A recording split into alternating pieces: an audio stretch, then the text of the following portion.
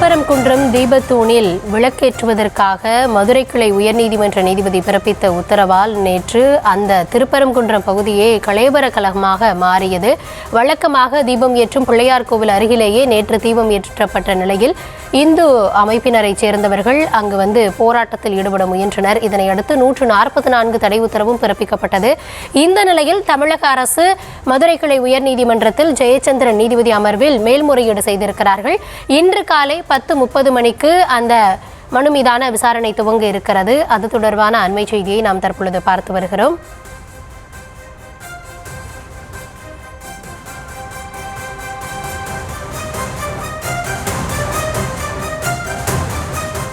திருப்பரங்குன்றம் நேற்று இரவு முழுவதும் ஒரு கலேபர களமாக மாறியிருந்தது. என்ன நடக்கிறது என தமிழகம் முழுவதும் உற்று நோக்கிய ஒரு நிகழ்வாக நேற்று மாறியிருந்தது.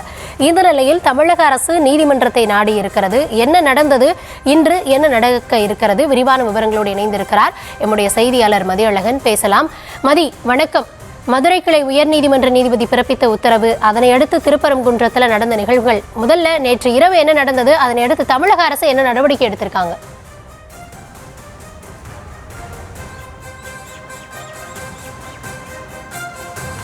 திருப்பரங்குன்றம் மலை உச்சியில் இந்த ஆண்டு முதல் தீபம் ஏற்ற வேண்டும் என்று சென்னை உயர்நீதிமன்ற மதுரை கிளையினுடைய தனி நீதிபதி JR சுவாமிநாதன் அவர்கள் ஒரு உத்தரவை பிறப்பித்திருந்தார்கள். ஆனால் வழக்கம் போல தீபம் ஏற்றக்கூடிய இடத்தில்தான் நேற்றைய தினம் தீபம் ஏற்றப்பட்டது. இதனைத் தொடர்ந்து மூல மனுதாரரான ராம ரவிக்குமார் அவர்கள் சார்பில் நீதிமன்ற அவமதிப்பு வழக்கு தாக்கல் செய்யப்பட்டது. அந்த வழக்கை விசாரித்த தனி நீதிபதி JR சுவாமிநாதன் அவர்கள் CSO பாதுகாப்புடன் சென்று 10 பேர் மட்டும் தீபம் ஏற்றலாம் என்று உத்தரவிட்டிருந்தார். ஆனால் இந்த உத்தரவை எதிர்த்து சென்னை உயர்நீதிமன்ற மதுரை கிளையினுடைய இரு நீதிபதிகள் அமர்விலேயே மேல்முறையீடு செய்திருப்பதாகவும் அதனால் யாரையும் அனுமதிக்க முடியாது என்று காவல்துறை தெரிவித்திருந்தது. மேலும் மலைப்பகுதியை சுற்றி 144 தடை உத்தரவு பிறப்பிக்கப்பட்டிருப்பதால் அனைவரும் கலைந்து செல்ல வேண்டும் என்றும் காவல்துறையினர் கோரிக்கை விடுத்திருந்தனர். இதனைத் தொடர்ந்து ஒரு சிலர் கலைந்து சென்றனர், மற்றவர்கள் கைது செய்யப்பட்டிருந்தார்கள். இந்த நிலையில் இந்த வழக்கினை அவசர வழக்காக விசாரிக்க வேண்டும் என்று நீதிபதி, அதாவது சென்னை உயர்நீதிமன்ற மதுரை கிளையினுடைய நிர்வாக நீதிபதியான ஜி ஜெயச்சந்திரன் அவர்களிடம் நேற்றைய தினம் தமிழ்நாடு அரசு சார்பில் ஒரு அவசர முறையீடு செய்யப்பட்டது. இந்த முறையீட்டை ஏற்றுக்கொண்ட நீதிபதி அவர்கள் இன்றைய தினம் காலை 10:30 மணிக்கு முதல் வழக்காக, அதாவது உயர்நீதிமன்ற மதுரை கிளையினுடைய அலுவல் தொடங்கியதும் முதல் வழக்காக நீதிபதி ஜி ஜெயச்சந்திரன் தலைமையிலான அமர்வில் முதல் வழக்காக விசாரணைக்கு எடுத்துக் கொள்ளப்படும் என்று நீதிபதி அவர்களும் தெரிவித்திருந்தார்கள். இந்த நிலையில் இந்த மேல்முறையீட்டு வழக்கு இரு நீதிபதிகள் அமர்வில் இன்று காலை 10:30 மணி அளவில் விசாரணைக்கு வர இருக்கிறது. இந்த நிலையில் மனுதாரரான ராம ரவிக்குமார் நம்மிடம் இணைந்திருக்கிறார். சார் வணக்கம். தனி நீதிபதியில உங்களுக்கு சாதகமான உத்தரவு வந்துச்சு. இப்போ இரு நீதிபதிகள் அமர்வில் தமிழ்நாடு அரசு மேல்முறையீடு பண்ணியிருக்காங்க.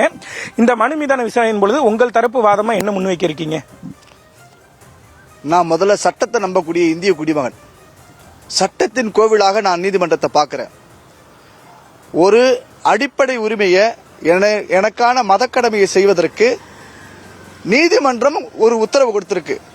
நான் இந்த வழக்கு திருப்பரங்குன்றம் மலை உச்சியில் தீபம் ஏற்ற வேண்டும் என்று சொன்ன பொழுது முதல் என்னுடைய வழக்கு எடுத்துக்கொள்ளப்பட்ட சமயத்தில் என்ன சொன்னோம்னா, மலை உச்சியில தீபம் ஏற்றணுங்கிறது என்னுடைய பிரேயர். நீதிமன்ற உத்தரவின் அடிப்படையில் அந்த தர்கான்னு சொல்லக்கூடிய அந்த சுற்றுச்சுவர்ல இருந்து 15 மீட்டர் தள்ளி ஏத்தலாம் அப்படின்னு உத்தரவு இருக்கு. அங்க தீப தூண் இருக்கு. அப்போ அப்ஜெக்ஷன் தெரிவிக்கிறாங்கன்னு சொன்னாங்க. யார் அப்ஜெக்ஷன் தெரிவிக்கிறாங்க? நீதியரசர் கேட்டாங்க. அரசு தரப்புல அமைதி, கோவில் தரப்புல அமைதி. அப்போ நீங்க பதில் மணி போடுங்கன்னு சொன்ன பொழுது விளக்குத்தூண் போலீஸ் ஸ்டேஷன் தெரியுமான்னு கேட்டாங்க. விளக்குத்தூண் அப்படின்னா என்ன? விளக்கு போடுற இடம். மேல தீபத்தூண்னா என்ன? தீபம் போடுற இடம் அப்படின்னு சொன்ன பிறகு அப்புறம் அவங்க பதில் மணிலாம் போட்டாங்க. பல விசாரணை நடந்தது. அதுக்கு அனைத்து தரப்பு கருத்துக்களையும் கேட்டாங்க. இஸ்லாமிய தரப்புல இருக்கக்கூடியவங்களும் பெருசா எங்களுக்கு எதிர்ப்பு தெரிவிக்க கிடையாது. ஏன்னா முஃபின் நினைக்கிற ஒருத்தர் பெரியவங்க ஆஜரானாங்க.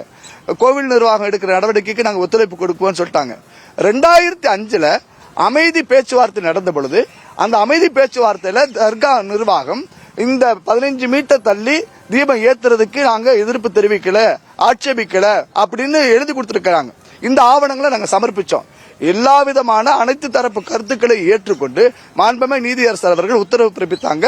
நீதிமன்றத்தின் உத்தரவுப்படி அங்க தீபம் ஏற்றணும்னு சொல்லி இந்த உத்தரவு கிடைக்கப்பட்ட உடனேயே அடுத்த நாள் அதாவது 2ஆம் தேதி போய் 2ஆம் தேதி நாங்க வந்து நீதிமன்றத்தை உத்தரவு நகலை ஜெராக்ஸ் எடுத்து சுவாமியுடைய பாதத்தில் வச்சு திருக்கோயில் செயல் அலுவலர் எக்ஸிக்யூட்டிவ் ஆஃபீஸர் திருப்பரங்குன்றம் சுப்பிரமணிய சுவாமி டெம்பிள் அத்தாரிட்டி அவங்ககிட்ட கொண்டு போய் கொடுத்து இதை எக்ஸிக்யூட் பண்ணணும், நடைமுறைப்படுத்தணும் நாங்கள் சொன்னோம். சொன்ன பிறகு எங்க மனுவை ஒப்புகையை வாங்கிக்கிட்டோம், நாங்க ரிசீவ்ட் காப்பி வாங்கிக்கிட்டோம்.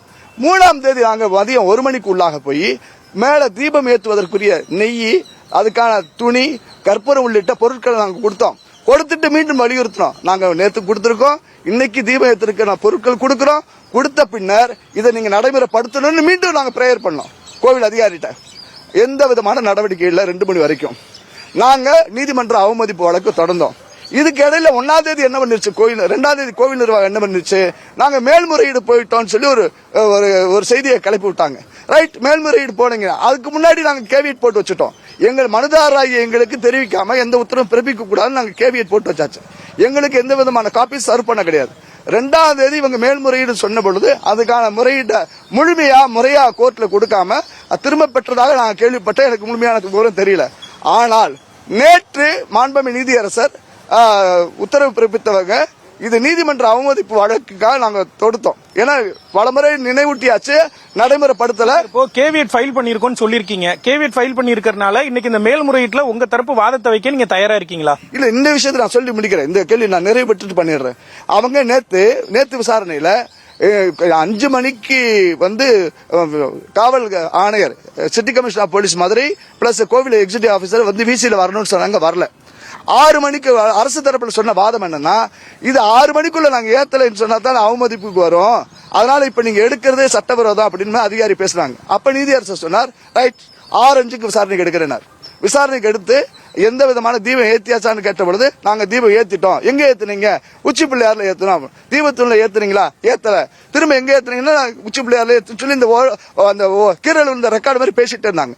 அப்ப நீதியரசர் சொன்ன வார்த்தை, இந்த எக்ஸிக்யூட்டிவ் ஆபீசர் மலைக்கு போகணும், தீபம் ஏத்தணும், மனுதாரர் உள்ளிட்ட 10 பேர்களை இந்த காவல் மத்திய பாதுகாவல் படையோட போய் தீபம் ஏத்தணும் உத்தரவு.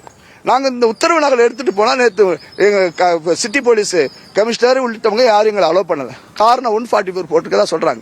இந்த 144 போட்டதே சட்டவிரோதம். ஏன்னா பிஎன்எஸ் ஆக்ட்ல 144ங்கிற செக்ஷனே கிடையாது. இன்னொன்னு 144 இந்த ஆட்சியர் போடுறாருன்னா திருவிழா காலம். நேற்று தேர் ஓடிச்சு, எப்படி ஓடிச்சு? 3 பேருக்கு மேல கூட தேர் எப்படி ஓடும்? அப்ப முழுக்க இது அரசியல் அழுத்தத்தின் காரணமாக இந்துக்களுடைய வழிபாட்டு உரிமை நசுக்கணுங்கிறதுக்காக யாரோ ஒரு காவல் அதிகாரி ஒரு ஆசீர்வாதம் பண்ணிக்கிட்டு இருக்கிறாரு சொல்றாங்க.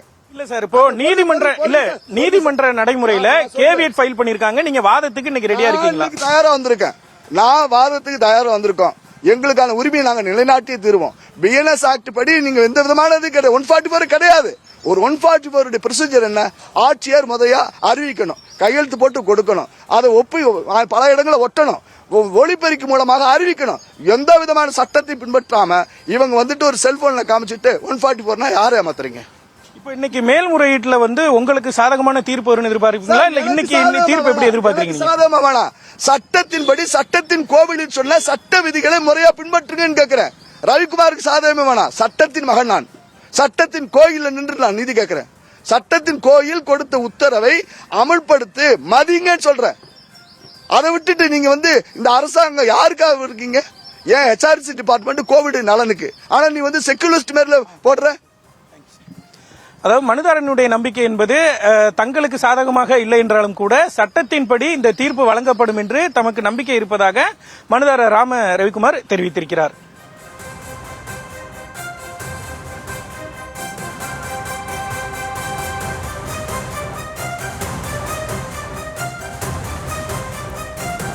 மதி, களத்திலிருந்து விரிவான விவரங்களை வழங்கியமைக்கு நன்றி.